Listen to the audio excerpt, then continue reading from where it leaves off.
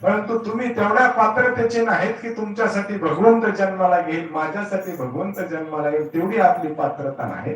आणि म्हणून आपल्यासाठी भगवंतच येतो, पण संतांच्या रूपाने येतो. माझ्या विठोबाचा कैसा प्रेम भाव आणि आपणची देव होय गुरु पडिये देह भाव पुरवी वासना आपली वास. आणि अंती ते आपला आपल्याला तो आपल्या जवळ नेण्यासाठी आपल्यासाठी येतो. म्हणून जगद्गुरु तुकोबरा म्हणतात, इतर कोणाला मी मागणार नाही, कारण इतर कोणी मला ती गोष्ट देऊ शकत नाही.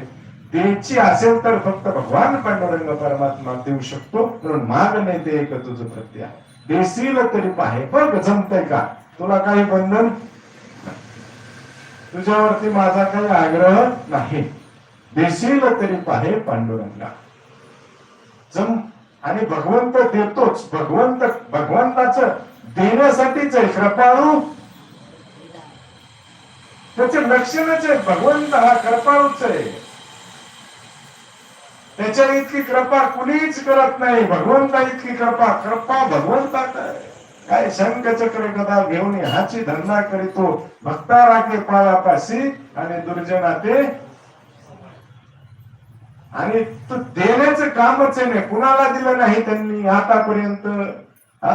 कोण त्याच्या दरबारामधून खाली हाताने आलाय सांगा बरं?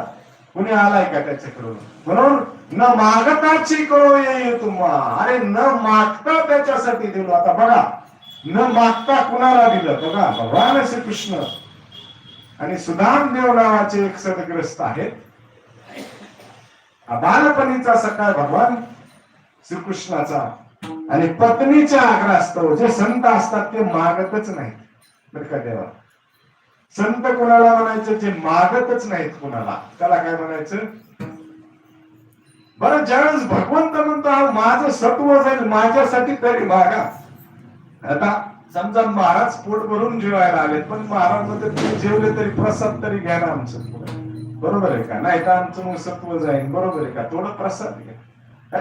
तसं संत मागत नाहीत, पण भगवंत म्हणतो मी मागा म्हणतोय म्हणल्यावर तुम्ही जर नाही मागितलं तर तो माझा अपमान आहे ना, बरोबर आहे का?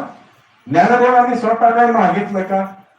पण निवृत्तीनाथ म्हणले अरे ज्ञाननाथा काहीच तू मागितलं नाहीस म्हणले, काहीतरी माग ना. माऊली म्हणले मला काही मागायची गरज नाही, तुम्ही मला सगळं काही दिलेलं आहे. अरे म्हणले पण लौकिकासाठी तरी तू मला काहीतरी माग. आणि मग त्यावेळेस माऊलीने मागितलं येत म्हणे श्री विश्वेश्वरा हो, हा होईल दान पसायो येणे वर ये श्री ज्ञानदेव. तसं जगद्गुरु तुकोबरायला काही मागण्याची अपेक्षा नाही त्यांना, पण म्हणतात मागणे ते एक तुझं प्रत्य आहे, देशील तरी पाहे पांडुरंगा. काय दे या संतासी निरवी हेची मज देई. या संतांच्या मला स्वाधीन कर, त्याचा एक अर्थ असा होतो. निरवणे याचा अर्थ स्वाधीन कर.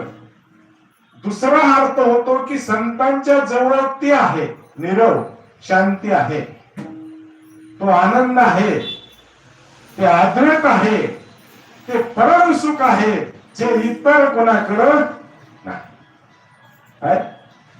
ते इतर कोणाकडं नाही. ते सुख